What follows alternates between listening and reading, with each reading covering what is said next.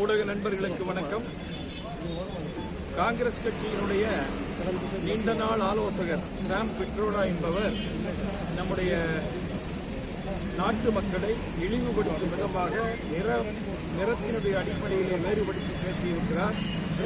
அதற்காக அவர்களுடைய செயல்களை கண்டித்து நாடு முழுவதும் பாரதிய ஜனதா கட்சியானது ஆர்ப்பாட்டம் நடத்தி கொண்டிருக்கிறது.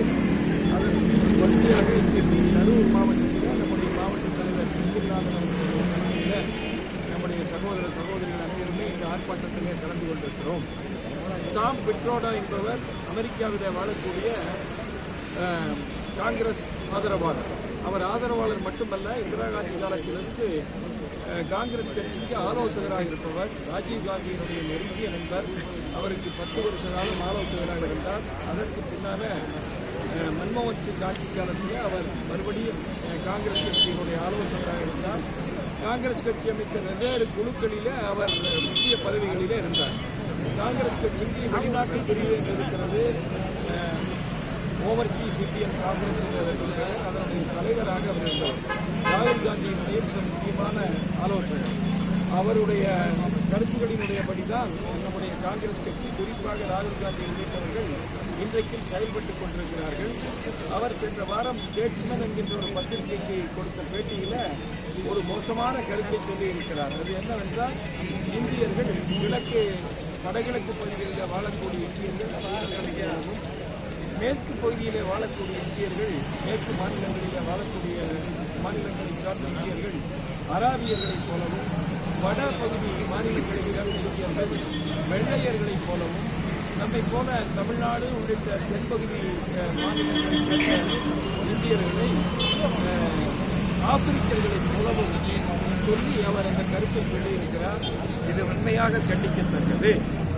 தமிழ்நாடு, ஆந்திரா, கேரளா, கர்நாடகா, தெலுங்கானா உள்ளிட்ட மாநிலங்களைச் சேர்ந்த நம்ம எல்லாம் ஆப்பிரிக்கர்கள் என்று சொல்லியிருக்கிறார்.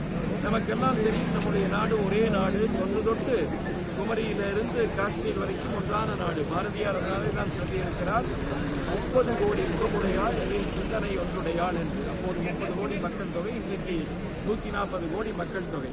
நாடு முழுவதும் பேசக்கூடிய மொழிகள், உடைகள் வித்தியாசம் இருந்தாலும் நாம் அனைவருமே இந்தியர்கள். அதனாலே தான் பாரதிய ஜனதா கட்சியில் எப்போதுமே நாங்கள் பாரத மாதாவுக்கு வணக்கம் என்றுதான் கோஷம் போடுவோம்.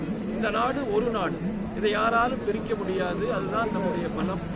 இது கலாச்சாரத்தால் பல்லாயிரம் ஆண்டுகளாக பிணைக்கப்பட்ட நாடு. இப்படிப்பட்ட நம்முடைய நாட்டை நிறத்தினுடைய அடிப்படையில் காங்கிரஸ் கட்சியானது பிரித்திருக்கிறது. இதை நாங்கள் வன்மையாக கண்டிக்கிறோம். அதனாலே தான் நம்முடைய பிரதமர் அவர்கள் இது நிறத்தினுடைய அடிப்படையில் நம்முடைய நாட்டை கேவலப்படுத்தும் செயல் என்று சொல்லியிருக்கிறார். இன்சல்ட் டு தி நேஷன் என்று அவர் சொல்லியிருக்கிறார். இதை தான் அவர்கள் புதிதாக சொல்லுவதல்ல, தொடர்ந்து சொல்லிக் கொண்டு வருகிறார்கள். இந்த குறிப்பிட்ட சாம் பிட்ரோடா அவர்கள் ஒவ்வொரு காலகட்டத்திலும் நம்முடைய மக்களிடத்தில் உழவை ஈடுபடுத்தினார்கள். 1984 8000க்கும் மேற்பட்ட சீக்கியர்கள் காங்கிரஸ் கட்சி அரசாலை கொல்லப்பட்டார்கள். அப்போது கூட அவர் இந்த மாதிரி தவறான கருத்தை சொல்லி இருக்கிறார். தொடர்ந்து சொல்லிக் கொண்டு வருகிறார்கள். சில நாளைக்கு முன்னாலே மணிசங்கர் ஐயர், அவர் ஒரு காங்கிரஸ் கட்சியினுடைய ஆலோசகர், ராஜீவ் காந்தியினுடைய நெருக்கமான சகா, மந்திரியாக இருந்தவர். அவர் சொல்லியிருக்கிறார், பாகிஸ்தானுக்கு நாம் மரியாதை கொடுக்க வேண்டும் என்று சொல்லியிருக்கிறார். பாகிஸ்தானினாலே தான் நாம் 75 வருடமாக நம்முடைய நாட்டினுடைய எல்லைகளில் அனைத்து பிரச்சனைகளும் நடந்து வருகின்றன.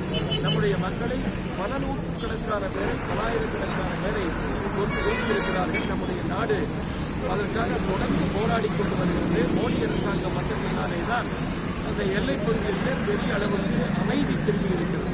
இன்றைக்கு ஜம்மு காஷ்மீரில் 360 பிரிவானது நீக்கப்பட்டிருக்கிறது. பாகிஸ்தான் நமக்கு எதிரி நாடு. நமக்கு மட்டுமல்ல, உலகம் முழுவதும் உள்ள நாடுகள் ஒத்துக்கொள்ளப்பட்ட ஒரே உண்மை, தீவிரவாதத்தினுடைய ஆளுநராக இருப்பது பாகிஸ்தான். அப்படிப்பட்ட நாட்டுக்கு மரியாதை கொடுக்க வேண்டிய நாடு இதுதான்.